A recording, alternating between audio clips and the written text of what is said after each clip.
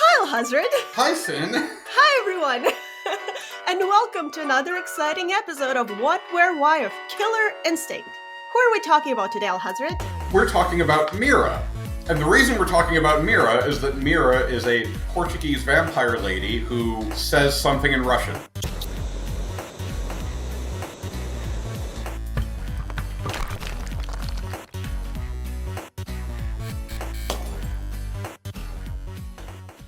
So what happened here is that as part of her backstory, like her sister is Maya, who is like another longtime character, and they used to like hunt monsters, but then she got turned into a vampire by the vampires they were hunting. And the vampires they were hunting are Russian. So they're just called the Coven, and they're led by a vampire called the Tsar, because they're Russian. So the implication seems to be that the writers thought that being Russian is communicable the same way vampirism is, and that's why she sounds Russian and says a couple of Russian words. Because that seems to be what happened. Because, like, canonically, she's Portuguese. Is that how you become Russian in real life? Should I talk to my parents? Maybe you should. I don't know. Maybe they have some explaining to do. Yeah. Mom, Dad, you don't have to hide anymore. This video game revealed the truth. Well, Mira was actually originally designed for Killer Instinct 2 back in the 90s, but she was cut. So they how added her come? in, I think just for time. They didn't have enough time to get another character done, as far as I know. But so when they did new characters for the new game, they added her in Season 3. Mira is not a typical Russian name. No. Maybe if it were like Mirosevic, but it's not. Oh, and apparently it has multiple origins. Latin origin meaning wonder, wonderful. It also has connections to Slavic languages that can mean peace, ocean, or sea. Okay, maybe they were going because mir means like peace or the world. So they add an A to it and they're like, boom, Russian female. There you go. Or the Mir space station, because she can kind of fly. Was her character inspired by Katy Perry? Oh, God. I hope not. Before Mira became a vampire, do we know anything about her story or origins? Yes, she and her sister Maya were members of a group called the Night Guard that hunt monsters and take and guard like weird supernatural relics so that they can't be used for evil. And she was turned into a vampire because she was buried under some rubble, and Maya thought she was dead, but the vampires dug her out and revived her as a vampire. I believe on the Tsar's orders, in fact. Why, though? Why did they do that? Probably irony. I don't know if it goes into that much detail. So she has a Bride of Dracula look and a Bride of Frankenstein look. Yeah, seems that way. That's amazing. There's a lot of customization. Do they come with the game? Do you unlock them or do you buy them? You can buy them, but you can unlock them by just playing the character, because you have a level tracker with the character, and as you level up with the character, it just unlocks more of them. All right, excellent. Thank you. So, Al-Hazred, after she turns into a vampire, what's her life like? She goes on missions for the Coven. There is, in 2 whole chapters of the novella, has her raiding Saberwolf's castle to get a relic. The Tsar gave her the gauntlets that she uses as part of her gameplay that lets her trade her... I assume we're going to talk more about her gameplay later, but her gimmick is that she can trade her health for big damage, and the backstory there is that the true Tsar gave her the gauntlets that lets her do that. The whole thing in the novella is that she tries to raid Saberwolf's castle for a relic, and while she's there, Thunder and Aganos go to see Saberwolf and realize she's there because her car is outside, and they realize, like, only a vampire would drive a Ferrari. So Aganos throws the car through the window of the castle, and, like, it turns into a giant mess. It's like there's like this whole backstory where she got to Germany, where the castle is, by seducing a horrible Russian oligarch and killing him, and like his body is still in the trunk of the Ferrari, which I don't think you could actually fit a body in the trunk of a Ferrari because they're like really tiny. But maybe he was a tiny oligarch. He could have been, yeah. I just think it's funny that Aganos threw the car through the window of the castle. That's like a funny image to me. Have you ever been so angry you threw a car through a window of a castle? I also think it's a neat little backstory bit that Thunder and Aganos are like bros. Because, one's like a Native American from the Northwest, and one is a magical golem from ancient Babylonian times, I want to say. And like they're best friends. Oh, that's sounds like a sitcom waiting to happen. Yeah, right. She used to be a vampire hunter or monster hunter, and now she is a vampire. Does that create any psychological dissonance within her? It doesn't seem to. She seems to kind of revel in being evil now. It seems to. Oh, It okay. probably creates psychological dissonance in her sister, presumably. Okay. Well, tell me about her sister. How has their relationship changed since Well, Mira now they became a fight each vampire? other instead of fighting alongside each other. Oh, but now they're like regular siblings.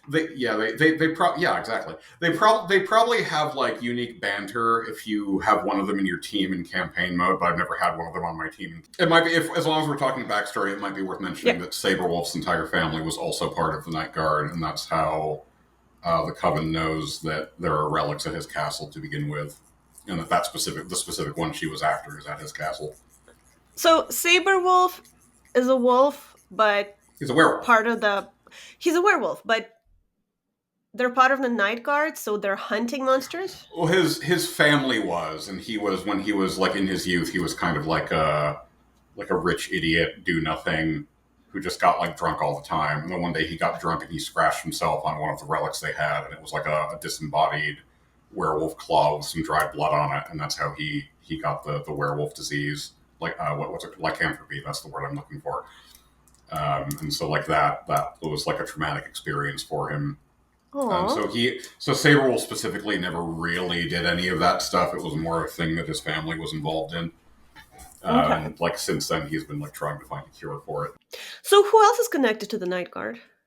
A lot of the not evil characters end up kind of joining up with Maya just because they all kind of learn that horrible things are about to happen. Like TJ Combo joins up with her in Okay. like the rainforest and stuff. Jago, Orchid. There's actually a point in the novella where Ultratech like attacks them all around the temple that Maya hangs out at. Okay. Which is like it's like a seemingly innocuous ancient temple, but inside there's like fancy technology and control and computers and stuff because the Night Guard keeps some of their relics there. Oh. Um, but they kind of know that Gargos is coming. Remind us who's Gargos again?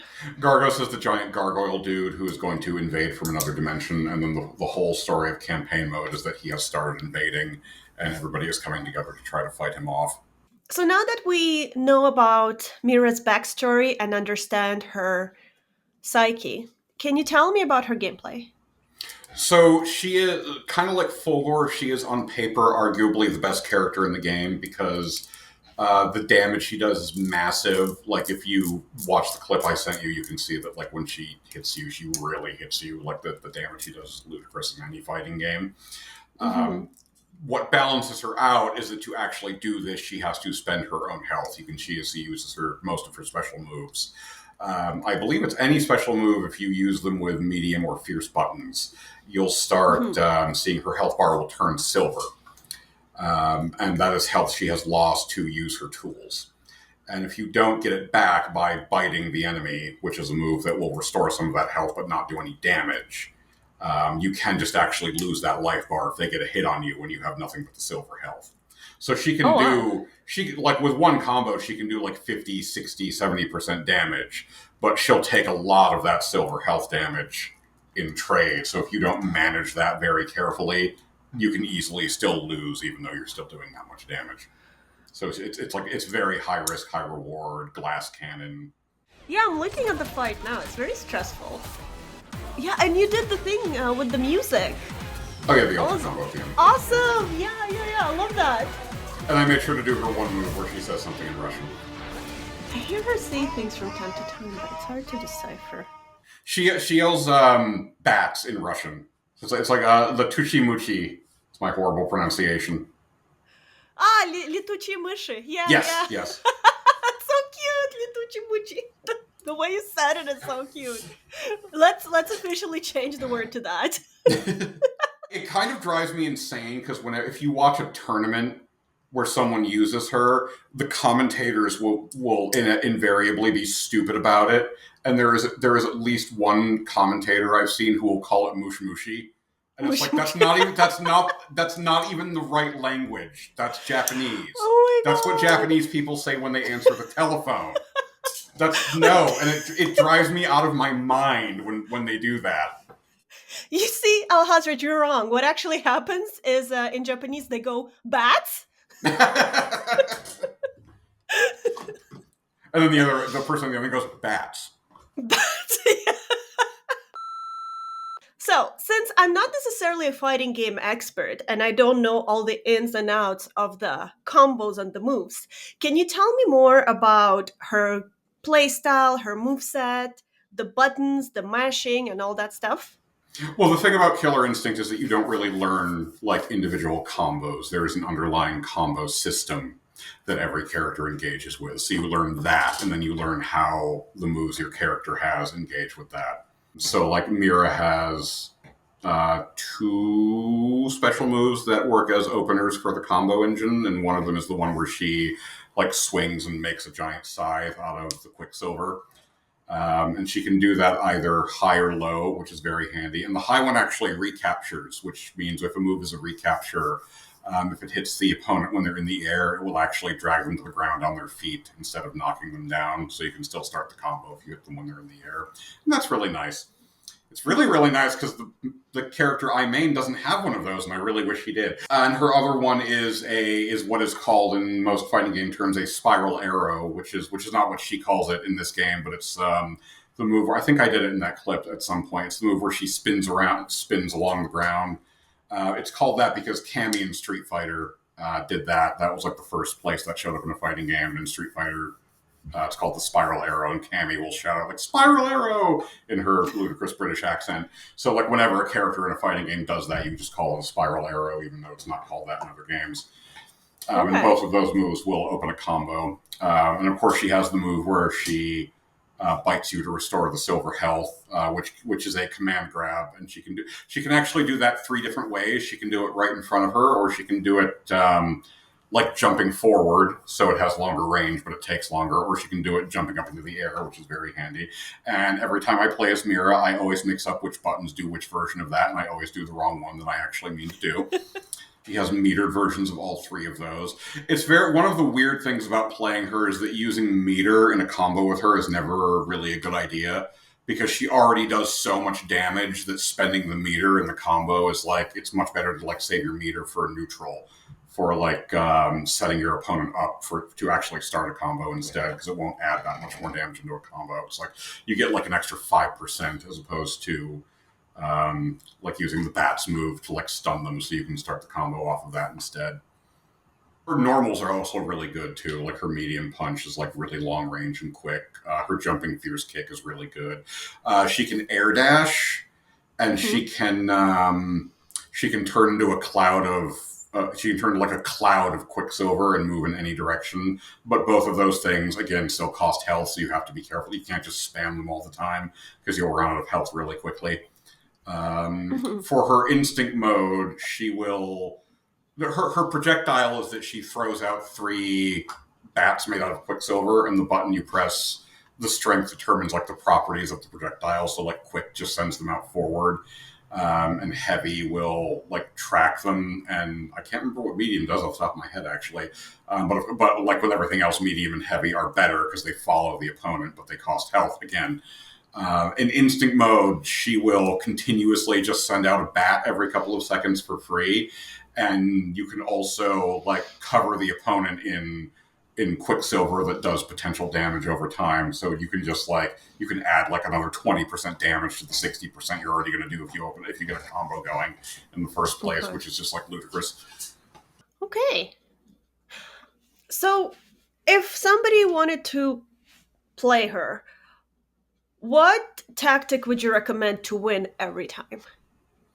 Uh get a counter breaker because she like her damage is like so ridiculous that if you get when you get a counter breaker, you get 4 seconds of time where they can't do a combo breaker, and like giving Mira 4 seconds of free time to extend a combo is like you're looking at like at least 50% damage.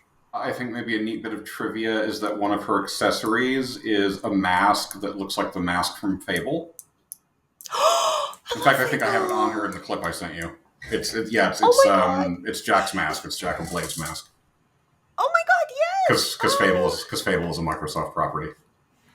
Is there a new Fable coming or something? Is there a remake? Didn't they remake the first one recently? Oh, I don't know. It would be on PC and Xbox because it's Microsoft, so you'd have to. Oh my god! Fable 2026. Oh well, I guess it's coming. Oh my god, I'm actually excited. You're gonna have to learn to be a PC gamer soon because the next Fallout's going to be PC Xbox exclusive. No, so they said Todd Howard called us up, the PlayStation Fallout fans, and said, "Don't worry about it, guys. It's gonna be on the PlayStation." I don't think he actually called you and said that. Somebody called me, said that, and asked for $5,000 in Apple cards. I don't think that.